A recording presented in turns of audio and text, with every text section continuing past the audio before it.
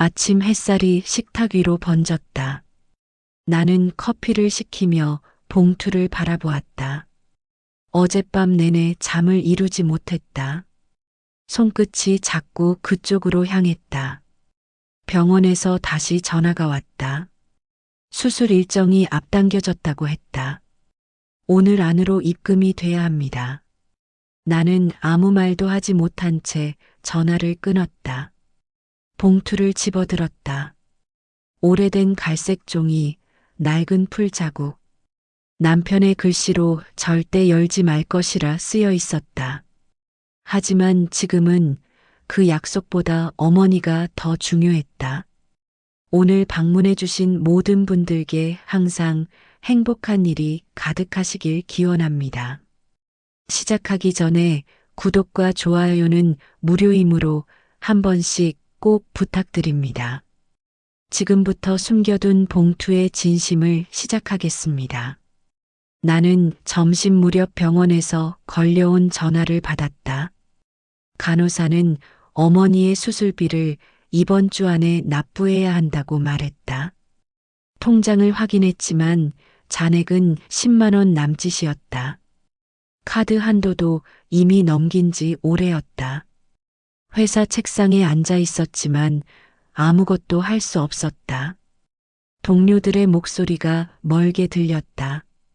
나는 핸드폰을 쥔 채 한참을 그대로 있었다. 어머니는 혼자였고 나는 유일한 보호자였다. 퇴근길에 편의점 앞을 지나쳤다. 복권 광고판이 눈에 들어왔다. 나는 멈춰서서 그것을 한참 바라보았다. 하지만 복권을 살 돈조차 없었다. 집에 도착했을 때는 이미 어두워져 있었다. 나는 현관문을 열고 불을 켰다. 텅 빈 거실에는 남편의 흔적이 여전히 남아 있었다. 그가 떠난 지 3년이 지났지만 나는 여전히 혼자였다. 그날 밤 나는 침대에 누워 잠들지 못했다. 천장을 바라보다가 문득 서랍 속 봉투가 떠올랐다. 그것은 남편이 세상을 떠나기 이틀 전 내게 건넨 것이었다. 이건 절대 열지 마요. 약속해요. 남편은 그 말을 하며 내 손을 잡았다. 그의 손은 차가웠고 눈빛은 간절했다. 나는 고개를 끄덕였다. 그리고 그 봉투를 옷장 깊숙한 곳에 넣어두었다. 3년 동안 나는 그 약속을 지켰다. 이사를 갈 때도 집을 정리할 때도 봉투는 그대로 있었다. 하지만 그날 밤 나는 처음으로 그것을 꺼낼 생각을 했다. 병원비가 머릿속을 떠나지 않았다. 일어나 옷장을 열었다. 오래된 상자 속에서 봉투를 찾았다. 갈색 종이 봉투였고 묵직했다. 나는 그것을 손에 쥔 채 한참을 서 있었다. 남편의 목소리가 귓가에 맴돌았다. 다음 날 아침 나는 봉투를 식탁 위에 올려놓았다. 출근 준비를 하다가도 자꾸 그쪽을 바라보았다. 커피를 마시며 손을 뻗었다가 다시 걷었다. 약속이라는 말이 가슴을 눌렀다. 오전 10시쯤 병원에서 다시 전화가 왔다. 수술 날짜가 당겨졌다는 통보였다. 나는 전화를 끊고 봉투를 다시 바라보았다. 더 이상 미룰 수 없었다. 봉투를 뜯었다. 안에는 현금 다발이 들어 있었다. 5만 원권이 가지런히 쌓여 있었다. 얼마인지 세어보니 600만 원이었다. 나는 숨이 막혔다. 현금 아래에는 작은 메모지가 하나 있었다. 남편의 글씨였다. 여보, 미안해요. 이건 당신을 위한 거예요. 나는 메모지를 손에 쥔 채 주저앉았다. 남편이 어떻게 이 돈을 모았는지 알 수 없었다. 그날 오후 나는 병원에 수술비를 납부했다. 간호사는 안도의 표정을 지었다. 나는 고개를 끄덕이며 병원을 나섰다. 하지만 마음 한편이 무거웠다. 수술은 무사히 끝났다. 어머니는 회복실에서 눈을 떴고 나는 그 손을 잡았다. 괜찮아요, 엄마. 다 해결됐어요. 어머니는 희미하게 미소를 지었다. 나는 처음으로 안도할 수 있었다. 하지만 집에 돌아온 뒤 불안이 찾아왔다. 남편이 남긴 돈의 출처를 알 수 없었다. 우리는 평범한 월급쟁이 부부였다. 남편이 600만 원을 모을 만한 여유는 없었다. 나는 통장 기록을 뒤져보았지만 흔적이 없었다. 며칠 후 나는 남편의 친구에게 전화를 걸었다. 혹시 형부가 돈을 빌린 적 있나요? 친구는 잠시 침묵하더니 말했다. 그런 건 못 들었는데요. 왜 그러세요? 나는 아무렇지 않은 척 전화를 끊었다. 그날 밤 나는 메모지를 다시 꺼냈다. 당신을 위한 거예요 라는 문장이 자꾸 눈에 들어왔다. 남편은 무언가를 숨긴 것일까? 나는 봉투를 다시 서랍 속에 넣었다. 하지만 의심은 사라지지 않았다. 며칠이 지나자 일상은 조금씩 돌아왔다. 어머니는 퇴원했고 나는 다시 출근했다. 하지만 봉투의 비밀은 여전히 내 안에 남아 있었다. 나는 남편이 무슨 일을 했는지 알고 싶었다. 동시에 알고 싶지 않았다. 한 달쯤 지났을 무렵 집 앞에 낯선 남자가 찾아왔다. 그는 정장을 입고 있었고 서류 가방을 들고 있었다. 남편분과 같은 회사에서 일했던 사람입니다. 나는 문을 열어주었다. 그는 거실에 앉아 주변을 둘러보았다.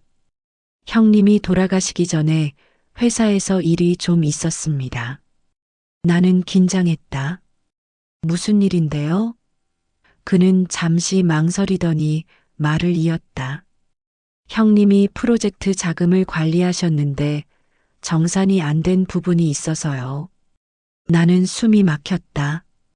그게 무슨 말인가요? 그는 조심스럽게 말했다. 약 600만 원 정도가 회계에서 누락되었습니다. 혹시 형님이 뭔가 남기신 게 있나 해서요. 나는 봉투가 떠올랐다. 손이 떨렸다. 그날 저녁 방문자를 돌려보낸 후 나는 봉투를 다시 꺼냈다. 남편이 회사 돈을 가져온 것일까? 나는 믿고 싶지 않았다. 하지만 금액이 정확히 일치했다. 메모지를 다시 읽었다. 당신을 위한 거예요. 이 말의 의미가 달라 보였다. 며칠 동안 나는 아무것도 할 수 없었다. 출근해도 집중이 되지 않았다. 남편이 나를 위해 잘못을 저지른 것일까? 나는 그를 원망했고 동시에 미안했다. 봉투는 이제 무거운 짐이 되었다. 일주일 후 나는 다시 봉투를 꺼냈다. 메모지를 버리려고 했다. 하지만 손에 쥔 순간 뒷면에 무언가 적혀 있는 것을 발견했다. 나는 메모지를 뒤집었다. 뒷면에는 작은 글씨로 날짜와 숫자들이 적혀 있었다. 2019년 3월 50만 원, 2019년 8월 70만 원, 2020년 1월 80만 원. 총 12줄의 기록이었다. 마지막 줄에는 복권 당첨금 누적이라고 적혀 있었다. 나는 그 글씨를 몇 번이나 다시 읽었다. 복권. 남편은 회사 돈을 가져온 게 아니었다. 그는 몇 년 동안 소액 복권에 당첨될 때마다 돈을 모아두었던 것이다. 나를 위해, 나를 위해서. 손이 떨렸다. 나는 남편을 의심했었다. 그가 잘못을 저질렀다고 생각했다. 하지만 그는 단지 조용히 나를 지키려 했던 것이다. 눈물이 흘렀다. 나는 메모지를 가슴에 안았다. 다음 날 나는 그 남자에게 전화를 걸었다.